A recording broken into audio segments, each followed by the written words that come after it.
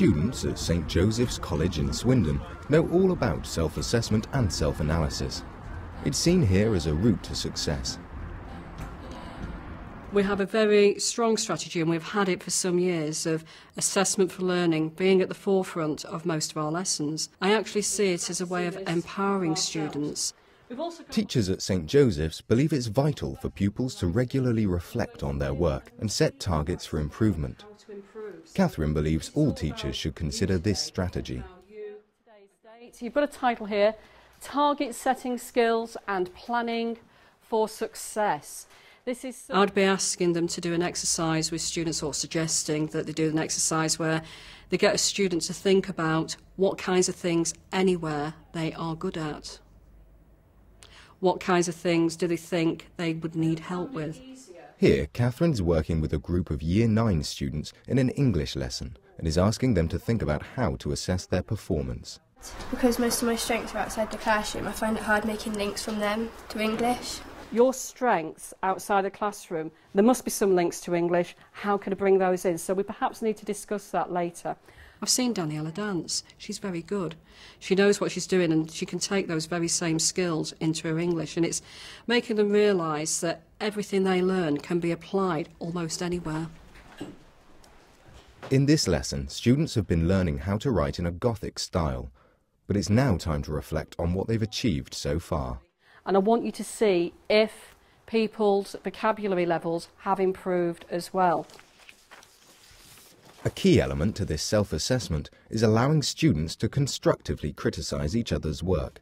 In other words, peer-to-peer marking. It's always better than always having one teacher marking all your work. Just gives it, like, I wouldn't say entertaining, like, more sociable kind of way of marking work, really.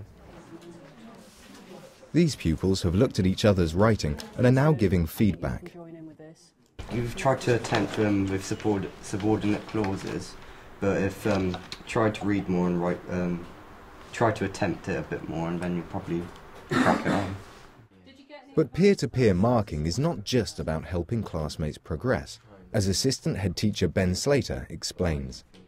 How can I peer assess somebody? How can I assess someone else in the class if I don't know what the levels mean, if I don't know what an example of a level 5 looks like, if I don't know what different examples of a level 5 look like?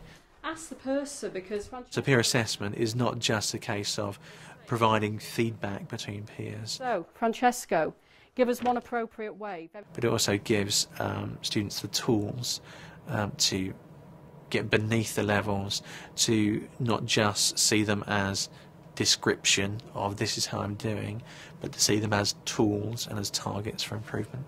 You could have got like high levels.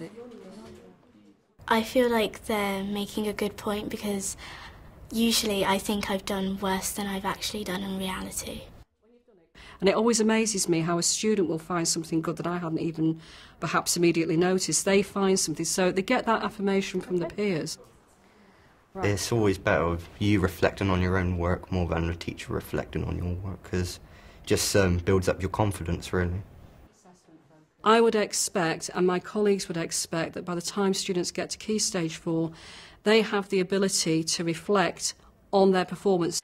And now that you're in Year 9, it's really important that we get it right, because we're on that transition from Key Stage 3 to Key Stage 4. This is going to help you be ready for doing the controlled assessments where the teacher's not allowed to help you. The students at St Joseph's, since we've been using this system of assessment but also combining it with self-awareness, their marks have soared.